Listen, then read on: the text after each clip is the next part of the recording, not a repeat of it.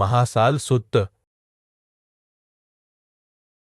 तब श्रावस्ती में कोई एक ब्राह्मण, जो पहले महान वैभवशाली था, परंतु आज फटे पुराने वस्त्र पहने हुए भगवान के पास आया। आकर भगवान से कुशल क्षेम पूछकर एक ओर बैठ गया। एक ओर बैठे हुए ब्राह्मण से भगवान ने यों पूछा, इतने फटे पुराने वस्त्र क्यों पहने हुए हो? भो गौतम, मेरे 4 पुत्र हैं, उन्होंने मुझको अपनी स्त्रियों के परामर्श से घर से निकाल दिया है। भगवान ने कहा, तो ब्राह्मण, जब तुम्हारी समस्त जाति पूर्णतः एकत्र हो गई हो, तुम्हारे पुत्र भी वहां आ चुके हो, तब तुम महाजनों के सम्मुख उस सभा में उच्च स्वर से ये बोलना, जिनके पैदा होने पर मुझे अत्यधिक प्रसन्नता हुई थी, जिनका चिरायु रहना मुझको अत्यधिक अभीष्ट था, आज वे अपनी स्त्रियों के परामर्श से मुझको अपने घर से वैसे ही निकाल दे रहे हैं, जैसे कोई कुत्ता किसी सूअर को घर से निकाल देता है।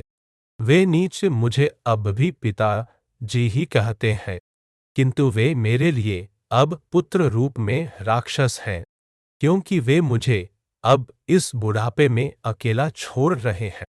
जैसे बुड्ढे घोड़े को उसके स्वामी दाना देना बंद कर देते हैं, वैसे ही उन पुत्रों का यह बूढ़ा पिता आज दूसरों के द्वार पर भिक्षा मांगता फिर रहा है। मेरी यह लाठी भी इन पुत्रों की अपेक्षा में मेरे लिए अधिक हितकर है, जो सामने आते हुए भड़के सांड को या दुष्ट कुत्तों को दूर हटाने में आज भी समर्थ है।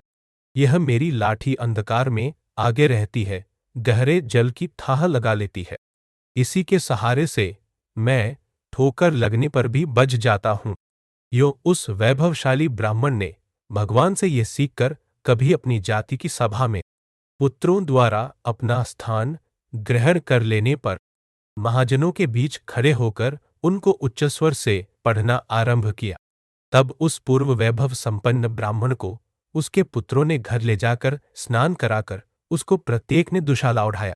तब वह वैभवशाली ब्राह्मण एक दुशाला साथ में लेकर भगवान के सम्मुख गया तथा उनसे कुशल मंगल पूछकर एक तरफ बैठते हुए बोला, भो गौतम, हम ब्राह्मणों में यह परिपाटी चली आ रही है कि हम लोग अपने आचार्य को आचार्य धन से सम्मानित करें।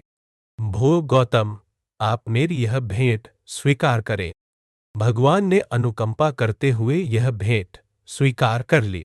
तब वह वैभवशाली ब्राह्मण बोला, धन्य है आप भो गौतम, आज से मुझे आप मेरे प्राण रहने तक अपना शरणगत उपासक समझे।